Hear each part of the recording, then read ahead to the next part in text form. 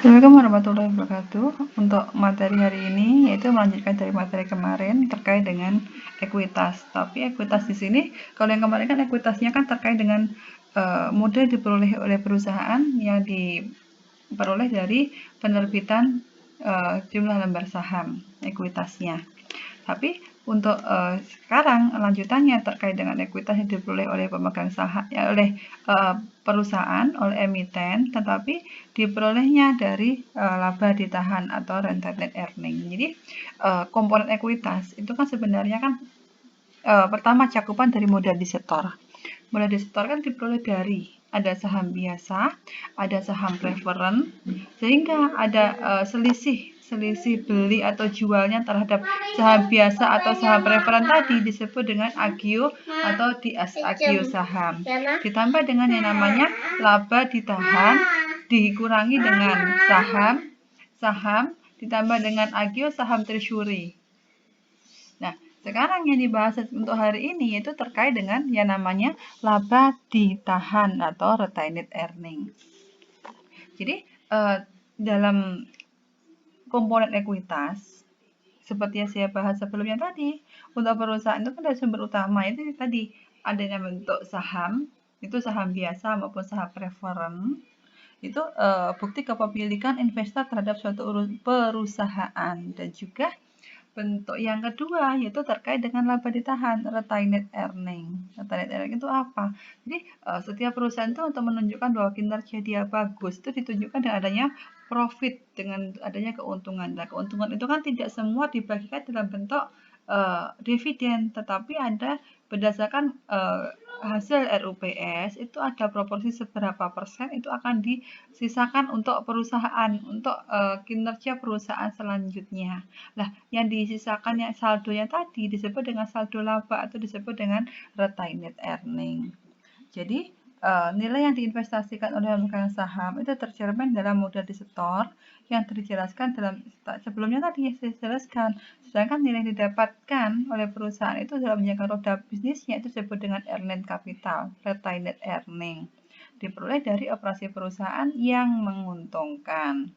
Jadi apabila retained earning tadi ini kan tidak dibagikan kepada pemegang saham, maka dia akan masuk dalam laba yang diinvestasikan ke perusahaan. Jadi disebut dengan saldo laba. Untuk bahasan selanjutnya terkait dengan restriksi atas saldo laba, yaitu tindakan untuk membatasi adanya laba ditahan. Ini tindakan untuk membatasi laba ditahan itu merupakan juga ada persetujuan dari Dewan Komisaris dalam apresiasi laba atau disebut dengan retained earning atau laba ditahan itu praktek yang sebenarnya itu bisa diterima. Syaratnya apa? Itu dengan diperkirakan dalam bagian modal memegang saham di neraca. Jadi berapa persen yang akan didistribusikan untuk laba ditahan itu jelas dan masuk dalam komponen neraca. Jadi istilah yang digunakan untuk menetapkan besarnya laba ditahan itu tidak dianggarkan berapa. Jadi tidak disediakan juga untuk dividen. Maka penganggaran ini digunakan untuk apa? Untuk misalkan digunakan untuk perluasan pabrik, untuk pelunasan hutang, atau untuk kepentingan yang lain di perusahaan. Maka jika tidak diperlukan lagi, maka masuk dalam kategori cadangan. Jadi di sini terkait dengan apresiasi laba, penggunaan laba itu untuk laba ditahan itu bahwa mengungkapkan untuk manajemen itu tidak bermaksud membagikan kekayaannya dalam bentuk dividen, entah itu dividen saham maupun dividen kas. Karena apa? Karena kayak itu akan diperlukan untuk perusahaan untuk tujuan khusus. Selanjutnya terkait dengan restriksi atas laba itu ada restriksi hukum, restriksi kontraktual maupun ada yang sukarela, ada dibatasi secara hukum. Misalkan di sini ada beberapa negara itu, misalkan kita gunakan di Amerika, itu melarang adanya pembelian saham oleh perusahaan. Jadi perusahaan itu sudah menerbitkan saham, dijual kepada investor, Nah, karena misalkan sudah 5 tahun, ada kebijakan kalau di Indonesia, kalau sudah 5 tahun beredar, maka saham itu akan ditarik kembali dari peredaran atau disebut dengan treasury stock. Tapi kalau di Amerika kebijakan itu tidak boleh, kecuali kalau laba tersedia untuk dividen. Maka di sini laba ditahan atau itu jumlahnya sama dengan biaya setiap saham treasury yang diakuisisi atau untuk digunakan. Jadi di sini komponen laba itu harus ditahan. Kenapa? Karena dapat digunakan untuk mengganti saham modal yang diakuisisi. Sementara seperti saham treasury. Jadi ada pencadangan terhadap jumlah laba yang sudah diperoleh oleh perusahaan. Itu berdasarkan aturan hukum. Yang kedua, berdasarkan restriksi kontraktual. Batasan secara kontrak. Jadi, secara kontraktual, misalkan ini kita kaitkan dengan tadi kan saham, kalau sekarang obligasi surat hutang.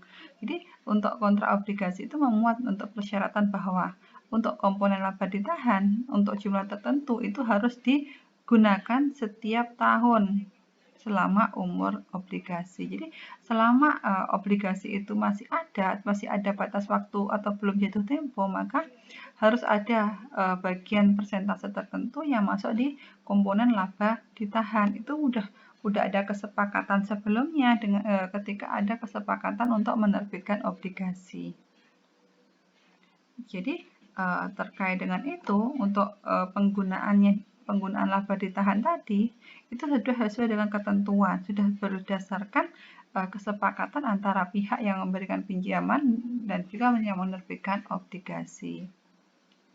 Terus yang ketiga terkait dengan restriksi sukarela. Restriksi sukarela itu apresiasi atau penggunaan saldo laba itu digunakan untuk tujuan khusus. Jadi untuk penggunaan tadi dibentuk untuk misalkan untuk pengembangan usaha, untuk pembayaran hutang dan sebagainya. Jadi untuk kepentingan perusahaan secara khusus. Itu untuk penggunaan dari saldo laba. Lanjut, jadi ada bagian yang akan dibagikan kepada pemegang saham itu dalam bentuk dividen. Dividen itu merupakan laba yang didistribusikan kepada pemegang saham. Jadi untuk entitas itu mengeluarkan dividen itu berdasarkan dari keputusan RUPS.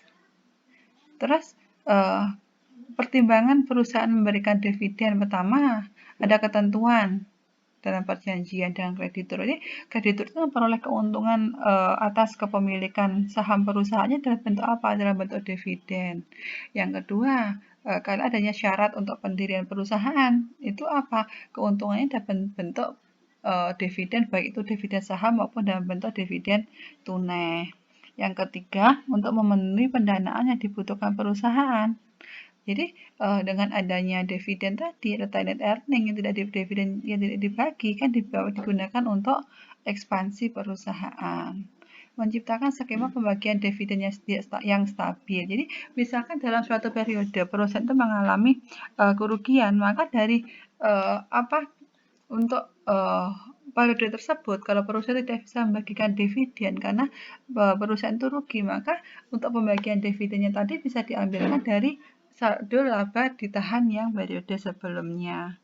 Menciptakan bantalan untuk cadangan untuk menghadapi potensi kerugian yang dihadapi perusahaan pada masa yang akan datang. Jadi untuk keperluan dividennya tadi itu difungsikan untuk kreditur, untuk memberikan kepuasan kepada kreditur karena telah meminjamkan atau karena telah memberikan modal dalam suatu perusahaan.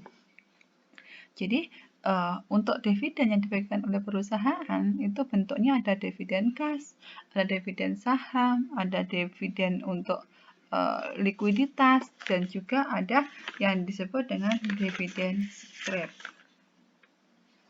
Oke, sampai di sini ada yang mau ditanyakan?